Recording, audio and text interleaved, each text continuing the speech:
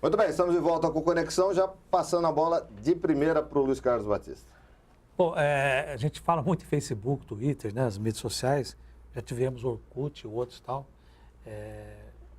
Dinaldo, rapidamente, como é que surgiu, quando é que surgiu essas mídias sociais? Tem prazo de validade ou não tem prazo de validade? Tem uma nova ferramenta na praça que vai estourar daqui a pouco? Há essa previsão? Na verdade, o que a gente observa é que tudo é muito dinâmico. Na verdade, redes sociais nós temos milhões. Né? Você tem as redes extremamente segmentadas. Então, um determinado grupo cria sua rede social para discutir os seus assuntos. Né? Por exemplo, o neurocirurgião tem uma rede social só para neurocirurgião para discutir questões de cirurgia mesmo. Né? Então, você tem as mais variadas. É que a grande rede social é o Facebook.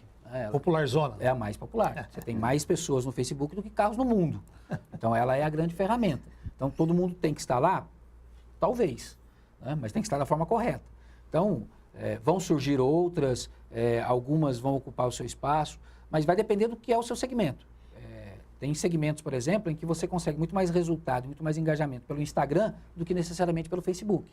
Então, vai depender do que você tem de segmento. O Twitter andou apagado por um tempo. Aí agora a gente teve, em maio desse ano, o surgimento do Periscope. Então, o Periscope deu um gás a mais para o Twitter, porque é um streaming de vídeo. Então, você consegue fazer transmissões ao vivo por celular.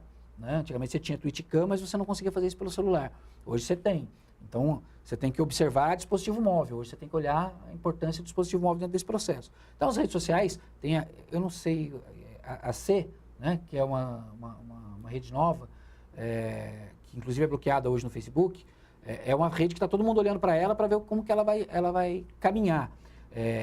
O Periscope, que eu falei que agora em maio ela surgiu, mas ele foi estourar mesmo no comecinho de setembro. Então teve um processo de maturação. Entre maio e setembro você não ouvia falar do Periscope. Você tem o BLAP. Então você tem um monte de ferramentas digitais para serem utilizadas e vai depender do que você quer fazer com elas. Eu queria fazer uma pergunta com dois viés. Um para o sociólogo, outro para o especialista em mídias sociais. A partir do momento que a população se viu com o direito, né, de expressar a sua opinião, ela também às vezes exagera. Né? Aí vem preconceito, vem agressividade, vem oportunismo, achando que ela não será penalizada pelo que ela escreve lá, seja no perfil fake ou seja no próprio perfil dela mesmo. É uma sensação de liberdade enganosa essa, André? Eu posso escrever o que eu quiser aqui, eu posso agredir quem eu quiser aqui e nada vai me acontecer. É um sentimento de impunidade que essas pessoas têm? Eu não sei avaliar se seria um sentimento de impunidade. Eu não sei se a pessoa que está postando, a maioria das pessoas, a hora que está postando essas ofensas na internet, pensa na dimensão da impunidade ou não. Né? Mas com certeza tem esse elemento. Eu acho que é mesmo o calor da hora. Calor da hora. A ação emotiva, a ação de fala ou da escrita emotiva, que você faz as coisas sem pensar, você não pensa nas consequências. Isso fora das redes sociais e potencializado, né? Exponenciado dentro das redes sociais. Você acha que isso tem a ver um pouco com aquela repressão que nós falávamos antes? Que as informações chegavam a nós de uma forma impositiva e nós não tínhamos como... Eu não acredito, porque hoje a maior parte da população que está nas redes sociais não viveu a época da repressão. Não passaram por esse momento da censura, da falta de espaço de opinião pública. Eu acho que é fruto muito mais do acirramento político existente na sociedade brasileira. Eu acho que esse acirramento, ele aflora esses xingamentos, essas ofensas Eu não estou falando nem na questão política, eu estou falando aí também na questão do preconceito, do desrespeito ao próximo. Mas sim, mas eu acho que tem relação com a dimensão política, social política também. Social, sim. Entendeu? Você vê esses momentos na história do Brasil, né, em épocas onde você assiste um aumento, vamos dizer assim, da mudança social no sentido de conquista de direitos, de algumas poucas conquistas de direitos, muito limitadas, mas que já criam um acirramento, que eu acho que vem por parte da elite, né? E que se reverbera na população em geral, porque o pensamento da elite não é só o pensamento da elite. A elite tem poder de comunicar, né, comandam os meios de comunicação, os meios de opinião e conseguem disseminar seu pensamento. A televisão ainda não é um meio totalmente descartável, ela forma opinião de forma bastante expressiva no país. E eu acho que isso é disseminado e as pessoas repercutem isso. Mesmo quem não faz parte dessa classe, desse grupo social que se sente prejudicado por uma pequena mudança dentro da sociedade, acaba reproduzindo esse discurso. Na minha opinião, é isso que acontece, nos casos de racismo, nos casos de violência verbal, nos casos de preconceito regional, de preconceito de gênero, aparece muito isso, para mim, no meu ponto de vista. Porque eu acho que acontece uma coisa, Ednelson e Luiz Carlos e Miguel, do ponto de vista antropológico, que é a desmanche das fronteiras, a fluidez das fronteiras. Você não sabe até onde vai o seu grupo e onde começa o outro grupo. Quando começa, com a liberdade de expressão, as pessoas manifestar suas opções, por exemplo, suas opções sexuais, e as pessoas começam a ver, pô, aquilo lá não é tão diferente de mim. Assusta. Então, esse susto reverte numa agressão mais forte, né? Quando você tem uma situação que está demarcada, não, eu sei que esse é o meu grupo, aquele lá é o outro grupo, as coisas se acomodam. Quando você perde essas referências, você Quando se mistura, pira. você quer dizer? Quando se mistura, você pira. Ednelson, Marco Civil Regulatório em 2014 no Brasil. Até então, as pessoas achavam que podiam falar o que quisessem, seja para político, seja para uma pessoa em que sofresse um preconceito por cor, raça, credo. Hoje, essas pessoas que achavam que a impunidade reinava com relação à internet e redes sociais, elas estão propensas a que tipo de punição? Elas têm que ficar espertas. Mas antes de eu falar disso, só para a gente deixar claro, eu gosto muito de participar quando o André vem aqui, porque ele tem colocações muito claras e muito interessantes, e eu só complementaria, né, em relação a isso que o André falou, que o problema não é a ferramenta, o problema não são as redes sociais. Foi isso que eu entendi bem. São as cultural, pessoas. são as pessoas. O uso que as pessoas fazem da ferramenta. Fazem de O vergonha. Facebook está ruim, não aguento mais o Facebook. O problema Sim, não é o perfeitamente. Facebook. O problema são as pessoas, a quem forma como as tecla, pessoas né? usam. Exatamente. Né? Que acaba exteriorizando uma série de preconceitos que elas têm no dia a dia e tudo mais. Infelizmente. Com relação a isso, a gente tinha realmente, porque como tudo era muito novo, você não tinha ferramentas. Né? Quer dizer, nós temos um Código Penal que é antigo, nós temos um Código Civil que, mesmo que tenha sido reformulado, ele não foi reformulado dentro dessa realidade. Então, você tinha dificuldades para conseguir identificar quais os caminhos seguir para poder coibir esses excessos. Com o Marco Civil e com a legislação que vem atrelada a tudo isso, a gente começa a observar que hoje, né, o Judiciário já tem ferramentas para poder aplicar as sanções. A coisa fica um pouco mais clara, todo mundo já está usando essas ferramentas. Então, começa a entender como é essa dinâmica. Então, fica tudo muito mais fácil. Então, hoje, as pessoas elas têm que estar atentas porque elas são responsabilizadas, sim.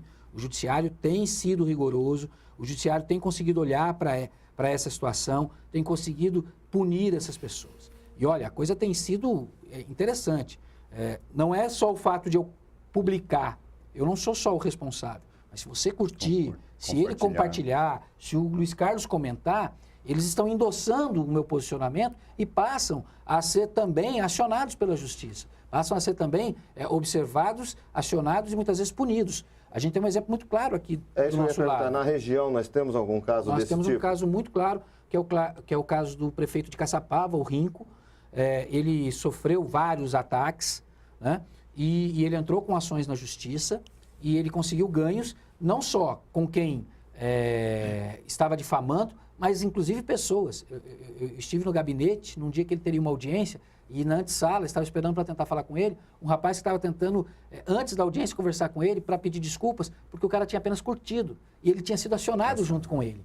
Então, as pessoas têm que ficar atentas. Né? A gente teve aquela menina lá que fez aquele preconceito contra os nordestinos, né? Elas receberam punição, ela recebeu uma punição, mas tem pessoas que foram acionadas junto com ela. Então, tem que ter responsabilidade. Não é mais terra de ninguém. Isso é muito bom. Miguel, até porque a coisa deve acirrar muito no ano que vem.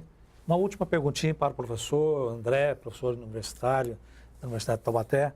que já teve Facebook, era atuante. Ele gosta de enfatizar que você já teve Facebook. E Ele é um ex-facebookeiro. E não tem mais. E que conselho você daria para as pessoas que não têm Facebook? Entre que vale a pena ou não entre porque não vale a pena? Luiz Carlos, quem sou eu para esse conselho? As pessoas fazem o que quiser. Foi uma opção pessoal, não quis. Eu acho que demandava muito meu tempo. Não sabia usar a ferramenta, eu saí fora. Eu acho que não é nenhum mérito meu, nem demérito quem está lá. É opção pessoal, né? E aí é foro íntimo de cada um. É um grande parceiro. Não vou fazer nem propaganda negativa, nem propaganda positiva. Deixa eu fazer uma... Qual é a próxima rede social que deve surgir? É isso que eu ia comentar. Foi o que eu perguntei na pergunta, ele respondeu. Isso. De 2012 para cá teve o WhatsApp, que eu acho que vai ter um papel importante nessa campanha. Surgiu o Viber agora também. O Viber, né? Tem... Na verdade, a gente tem uma realidade nova, né? A gente tem uma realidade que é a questão da mobilidade, né? Então, todo mundo com o celular, né? Com planos cada vez mais fáceis de serem acessados. Então, a estrutura também, né? Essa de que a determinada cidade não vai ter porque não tem acesso à internet. Hoje você tem celular, então a coisa mudou. Eu lembro que na eleição de 2012, nós trabalhamos com uma candidata lá em Rondônia, Porto Velho. E a gente fez todo o planejamento, entendendo que mesmo sendo capital, é Porto Velho, é Rondônia, a rede social do momento é o Facebook, e a gente fez o planejamento. Com 2 dias a gente teve que refazer o planejamento, porque a gente percebeu, e aí foi interessante para a gente aprender a observar melhor, que lá o Twitter falava mais alto que o Facebook, né? Então você tem que estar atento para ver como que essa dinâmica vai acontecer. Em 2014, a gente teve uma ação do Aécio no WhatsApp que foi muito interessante, talvez tenha sido a mais forte no WhatsApp dos candidatos que disputaram a eleição de 2014. Então, para 2012, o WhatsApp talvez seja a 2016. ferramenta... aliás, 2016, desculpe. A ferramenta a ser utilizada, né? O streaming de vídeo, 4G, portabilidade, né? Mobilidade. Então, talvez o WhatsApp seja uma ferramenta que venha para complementar, né, nesse aspecto. Então, vai depender do momento, a gente vai ter que observar essa movimentação e o especialista, ou o cara que vai trabalhar com isso, tem que estar atento ao comportamento do eleitor, né? Não adianta eu achar que é aqui, depende do que o eleitor vai estar utilizando. Muito bom, nosso tempo esgotou, infelizmente. Queria agradecer aqui ao professor André, sociólogo, professor, doutor. Queria que você fizesse as suas considerações finais, o seu recado para... Cuidado com o que vai falar na rede social, mais ou menos isso. Obrigado, André. Eu que agradeço o convite, a oportunidade de conversar com vocês, né, debater. É sempre muito prazeroso estar aqui nessa mesa e poder falar um pouquinho com a população de Taubaté. Eu acho que está dado o recado, né, prudência, acima de tudo prudência e... prezar pela informação, né? Checar a informação, a fonte da informação, nunca comprar do jeito que a informação chega para a gente. Mesmo que seja o Luiz Carlos que esteja enviando, a gente pode confiar, mas é bom ir lá buscar, né? Só brincando para falar. Com certeza. Hoje a fonte de informação pode até ser desvirtuada, então a internet permite essa possibilidade de você checar, cruzar informações, fontes, e isso é fundamental para você não sair disseminando inverdades, né, na rede, né? Esse é um grande problema, né? A internet também facilitou muito a vida de maus jornalistas. Meu caro Ednelson Batista, não, ia misturar você com o Luiz Carlos, ia fazer um mix. Ednelson Prado, prazer recebê-lo aqui sempre, meu amigo. Prazer é meu. E, para encerrar, já que não seria um conselho, um recado, quem sou eu para dar recado ao conselho, mas eu acho que o poder público, e aí as câmaras, as prefeituras principalmente, elas podem utilizar essa ferramenta como aproximação da população. Interação. Eu acho que elas podem fazer um bom uso de forma positiva para elas, inclusive, não só para a população.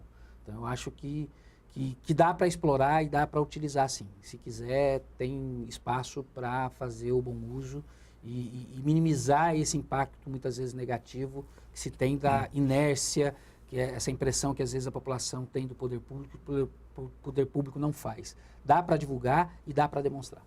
Obrigado, Ednelson Prado. Luiz Carlos Batista, obrigado. Seu recado. Não, isso que o André falou, eu vou reforçar. Quer dizer, a fonte de informação tem que ser muito bem checada, né?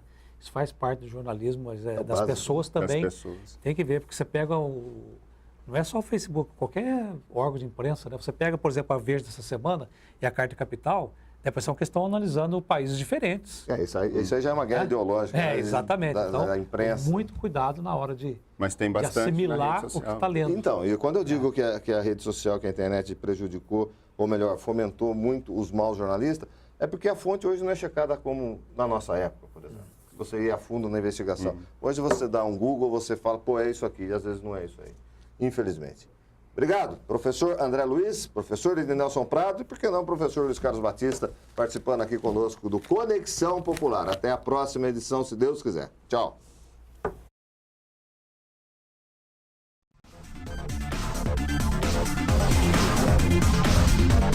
We'll be right back.